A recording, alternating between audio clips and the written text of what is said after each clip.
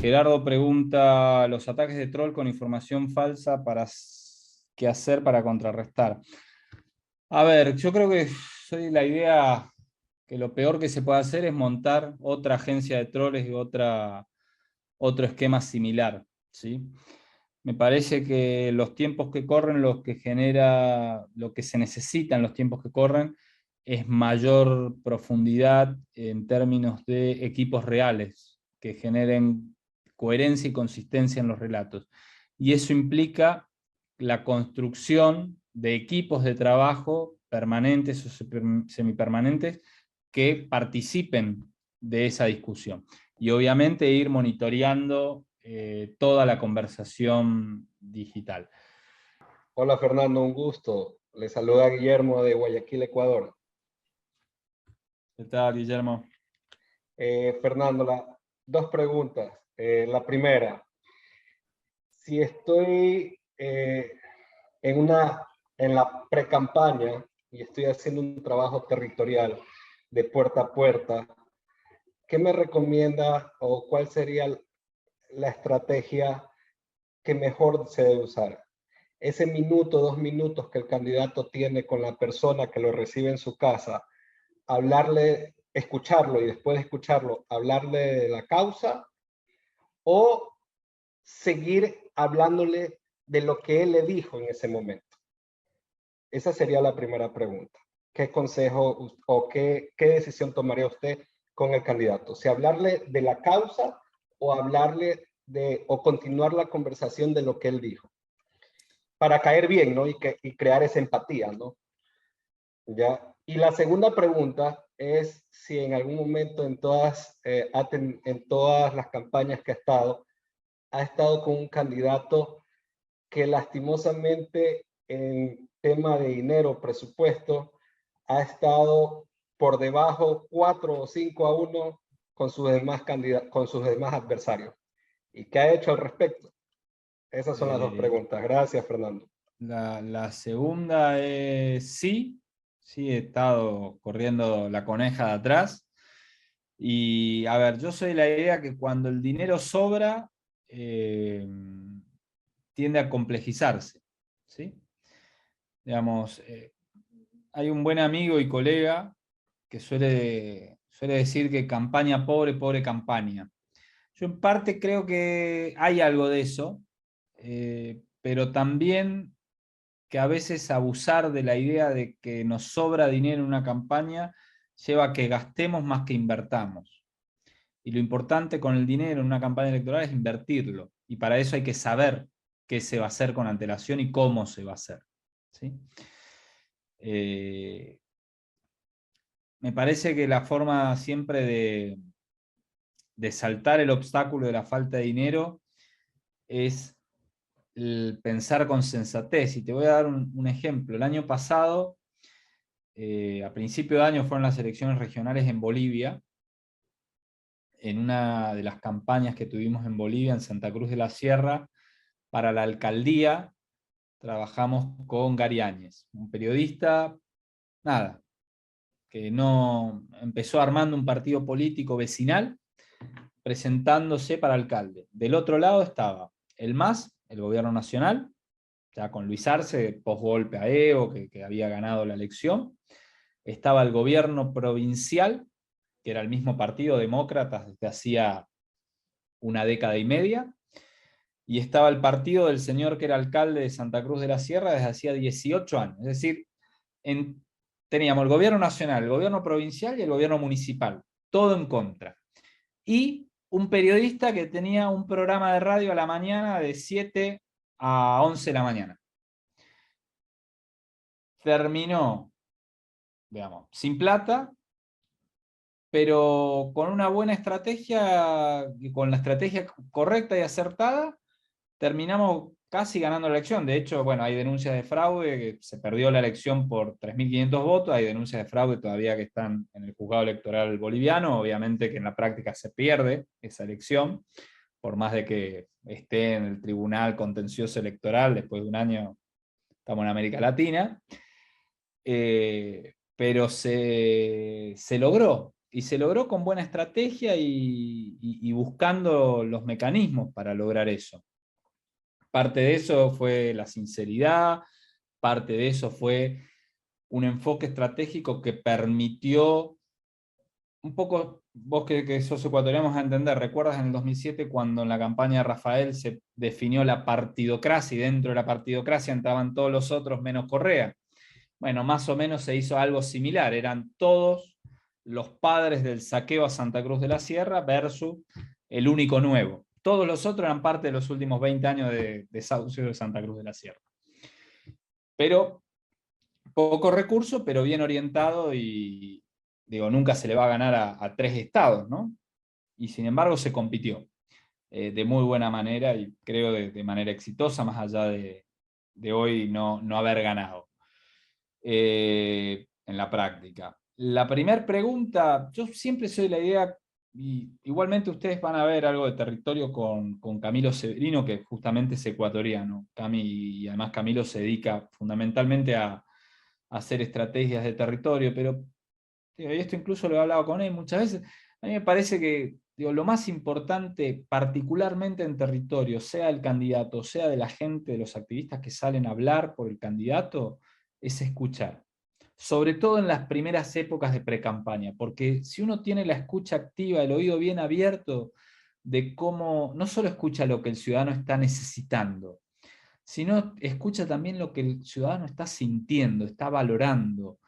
Y ahí es donde uno empieza a jugar con esto que les decía cuando les hablaba de investigación, de descubrir los detalles y los matices que están presentes en una sociedad, en términos de la demanda, las necesidades, ¿sí? Y de lo que una sociedad está dispuesta a tolerar o no en el marco de una campaña electoral. José pregunta una estrategia clave para luchar contra el cambio. Contra las demandas de cambio ciudadano, fundamentalmente hacer las cosas bien, que la política dé las respuestas que la demanda, que la ciudadanía está demandando, que la política haga lo que tiene que hacer, pedagogía y dar respuestas, punto. Si la política sigue sin hacer eso, la gente va a seguir teniendo ganas de tirar políticos por la ventana. Y muy bien que hacen. ¿Cuáles serían unos tips específicos para generar votos en redes sociales? Bueno, esa se la dejo en profundidad para Antonella cuando dé su clase, pero fundamentalmente generar engagement, involucrar a la gente. La gente está ávida de participar, de sentirse importante, de sentirse parte de algo, ¿sí? De algo más grande que uno mismo. Las campañas exitosas son campañas en las cuales la gente se involucra. Y para eso el primer paso es invitarla, y que sea una invitación sincera, ¿sí? Que la voz valga, que realmente participen. ¿Algún checklist para armar plan de campaña? Un poco, no sé, para armar plan de campaña, para armar estrategia de campaña, lo que les mencioné a lo largo de la clase. Y ahí bajarla a las diferentes herramientas. Y particularmente en lo digital, que es un poco lo que plantea Paul, ahí hay una cuestión, a ver, yo no creo que haya una diferenciación de lo digital con lo territorial, con los medios masivos, con la política. Porque eso implicaría creer que una campaña electoral es por partes, ¿sí?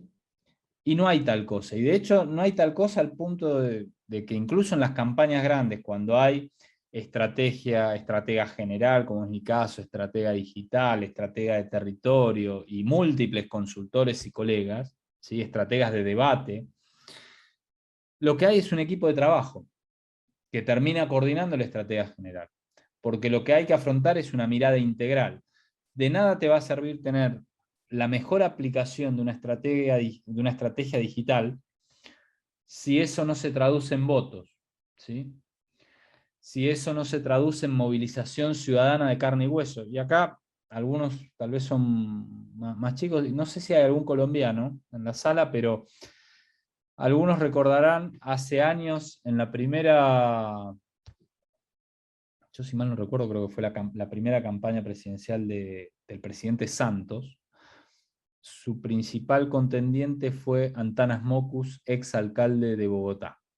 Antanas era un excelente candidato que tenía 10 millones de seguidores en Facebook, cuando empezó el boom de Facebook. ¿Sí? Y uno decía, 10 millones de seguidores en Facebook, Antanas Mockus es el próximo presidente de Colombia. Y Antanas Mockus no fue el siguiente presidente de Colombia. ¿Por qué? Porque 10 millones de seguidores no son 10 millones de votos. Y eso es un poco lo que a veces hay que, en esta lógica de pensar que sí o sí hay que estar en lo digital, sí o sí hay que estar en todas las redes sociales. No, hay que estar con criterio en todas aquellas que nos sumen estar. Digamos, de hecho, si monitorean la última campaña presidencial del Perú, van a ver que la gran discusión fue la utilización de TikTok, porque TikTok es la red que más crecimiento tiene en nuestro continente. Y yo les digo, sí, hay que estar, pero hay candidatos, hay campañas que pueden hacer cosas en TikTok, pero eso no implica que necesariamente lo hagan los candidatos en TikTok. ¿Por qué? Porque muchas veces hacer algo en TikTok para determinados candidatos llevan a hacer el ridículo. Y del ridículo no se vuelve, nunca. ¿Sí? Y yo quiero que mis candidatos ganen votos, no quiero que mis candidatos terminen siendo memes, que es la otra cuestión de la conversación ciudadana en lo digital. ¿Cuánto es un presupuesto para realizar una campaña y en qué se invierte? Tito Queme, que creo que era uno de los que tenía la mano levantada. Presupuesto de campaña depende cuánto es la cantidad de electores. Básicamente lo que se suele hacer es un cálculo de entre 2 y 5 dólares por elector. Eso es más o menos lo que sale una campaña electoral. Si es 10.000 electores y estamos hablando de un municipio, se multiplica entre 2 y 5 por 10.000. Si es un país de 1 millón de habitantes, se multiplica 1 de 2 a 5 por 1 millón. ¿Sí? Y más o menos eso es lo que termina saliendo una campaña electoral. De ahí que cálculo más, cálculo menos, hacer una campaña presidencial en todo sentido. Esto no quiere decir que los consultores, no, todo. Todo es la pauta digital, la televisión, las redes, los folletos que se imprimen, el control electoral del domingo de la elección y todo eso. En la Argentina una campaña presidencial sale más o menos 80, 100 millones de dólares. En Brasil una campaña presidencial, siendo 220 millones de personas y 150 millones de electores, 170 millones de electores, sale el doble o el triple que en la Argentina. ¿Sí? O en una ciudad importante de América Latina, no sé, Goberna que está en Perú, la campaña de alcalde de Lima, donde están habilitados para votar 8 millones de personas, y puede llegar a costar 20, 25, 30 millones de dólares. Pero eso a número, después nadie nunca tiene esos dineros y uno se va acomodando, todos los que trabajamos en esto nos vamos acomodando sobre eso. Si me van a preguntar de un presupuesto total, una vez que hicieron este cálculo, ¿cómo se invierte eso más o menos? Les diría que hay un 20% que se va en terceros, dícese consultorías varias, producción audiovisual, investigación y demás. Un 30% que se va en territorio, logística y etcétera, y un 50% que se va fundamentalmente en pauta y producción audiovisual, en la generación de los contenidos. Bueno, mi pregunta consiste en cuál sería otra herramienta, aparte de la encuesta, que nos ayude a hacer un diagnóstico del candidato y de su entorno local. A ver, hay infinidad, no solo las encuestas, tenemos grupos focales, análisis de clúster, análisis de fortalezas y debilidades, lo que se denomina SWOT, entrevistas en profundidad, etnografía y antropología, digamos, cultural y digital, investigación de la prensa. ¿Sí? Yo, digamos, por lo general, una de las cosas que que nosotros en el equipo hacemos cuando vamos a trabajar con alguien es revisar la prensa de los últimos 10, 15 años de la vida de esa persona, para bien y para mal, y de todos los que compiten con nosotros, y eso también forma parte un poco de la investigación. Entrevistas en profundidad, tratar de hablar con... Obviamente que, a ver, cada cosa, cada herramienta tiene su costo y también lleva su tiempo hacerlo. La encuesta termina siendo la más rápida de obtener resultados, pero también la más coyuntural.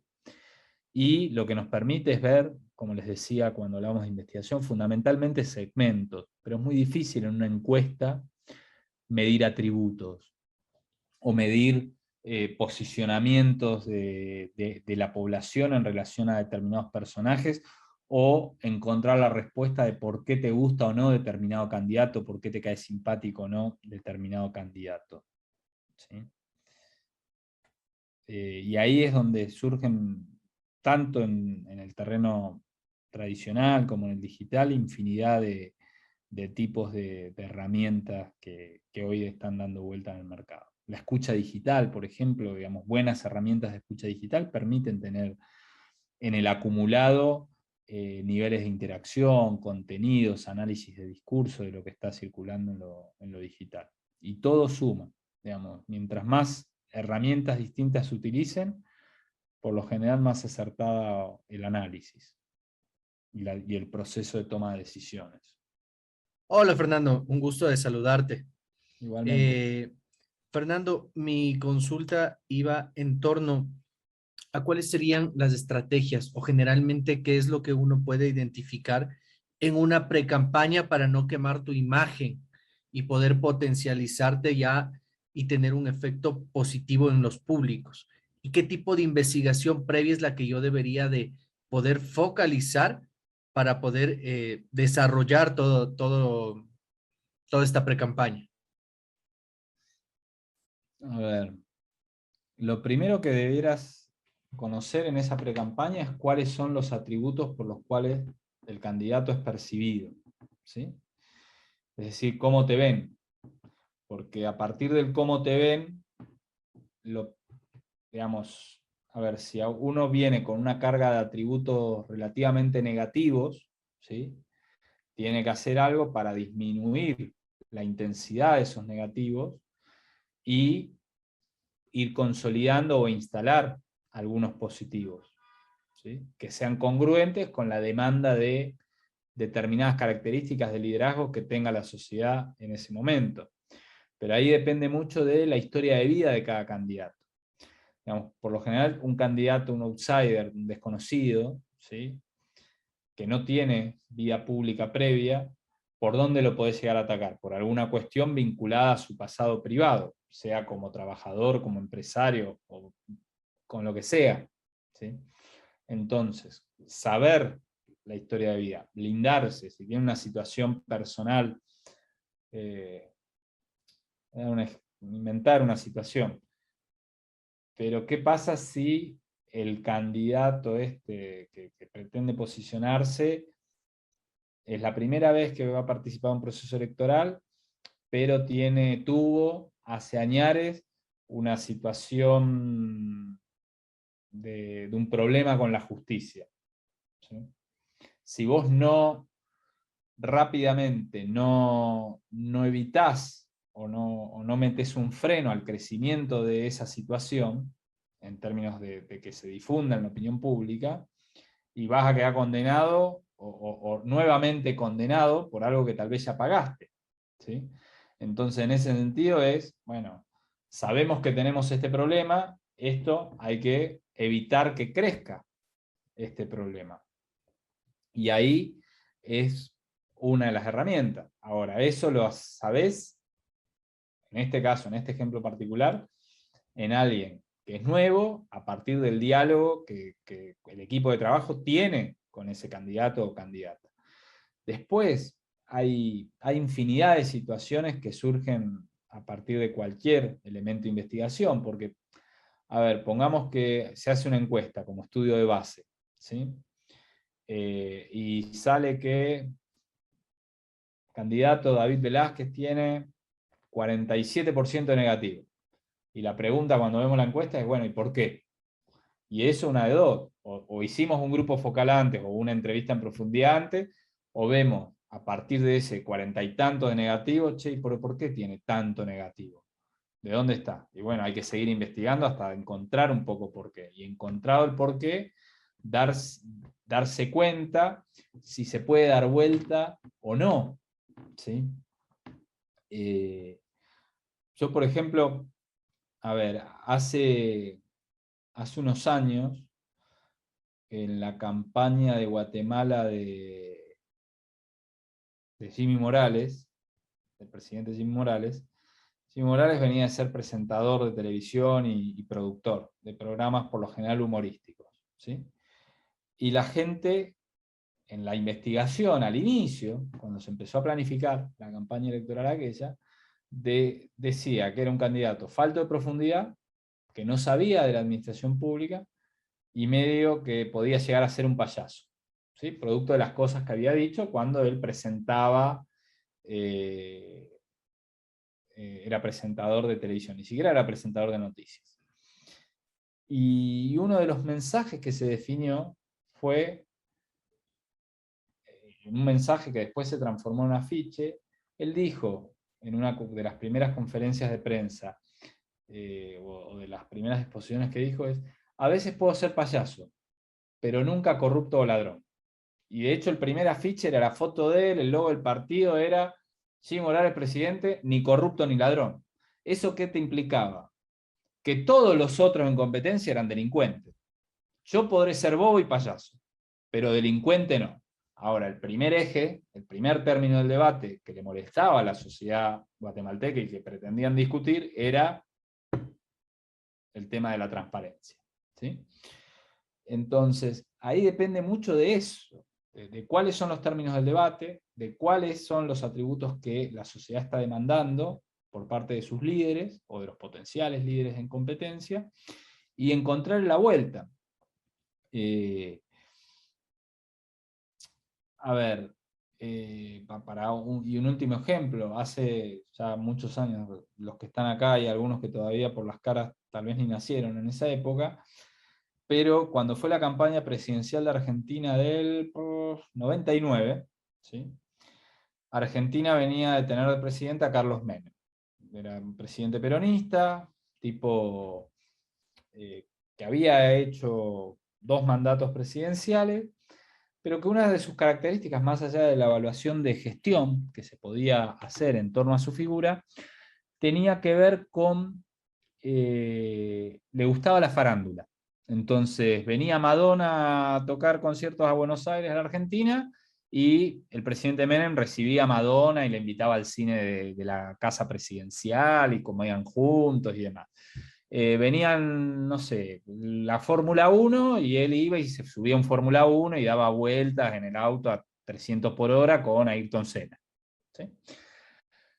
Entonces, cuando llega la campaña presidencial siguiente, que él no podía ser candidato, el peronismo elige al gobernador de la principal provincia del país, y la oposición se une, forman algo que se llamó la Alianza, y llevan al que era alcalde de Buenos Aires, de candidato a presidente, Fernando de la Rúa. Tal vez el tipo, yo me animaría a decir, en los últimos 50 años, el único argentino que se preparó toda su vida para ser presidente. ¿Vieron ese medalla de oro de la universidad, especialista en derecho público, en derecho constitucional, en derecho administrativo? El especialista en administración pública.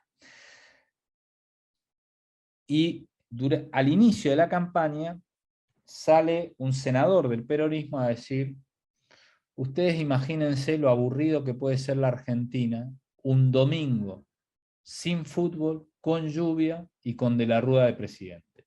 Porque De la Rúa era realmente un tipo muy aburrido, muy pero muy aburrido. De esos tipos que lo escuchabas en televisión y te quedabas dormido. ¿Sí? Y la propia campaña de la Rúa, asumiendo que la idea de que fuese aburrido podía ser una debilidad, saca la primera pieza comunicacional de esa campaña y dice, y arrancó el propio de la Rúa diciendo: dicen que soy aburrido. Y entonces sigue: ¿Será que es porque no me junto con famosos? ¿Será porque no me gusta ver el hambre de mi gente? ¿Será porque no ando en Ferrari? ¿Será todo aquello que hacía Menem y que él no hacía? ¿Sí? ¿Por qué? Porque era demasiado sobrio. Y así algo que era un atributo que potencialmente pudo ser una debilidad, terminó siendo una fortaleza, porque era, bueno, sí es aburrido, pero es serio. Y lo que necesitamos en esta época que viene, demandaba la Argentina, era seriedad. ¿Sí? Entonces, todo eso sale de la investigación, pero tiene que ver un poco con esto de que hay que permanentemente hacer un ejercicio de preguntarse cosas alrededor de la campaña y nunca dejar de preguntarse.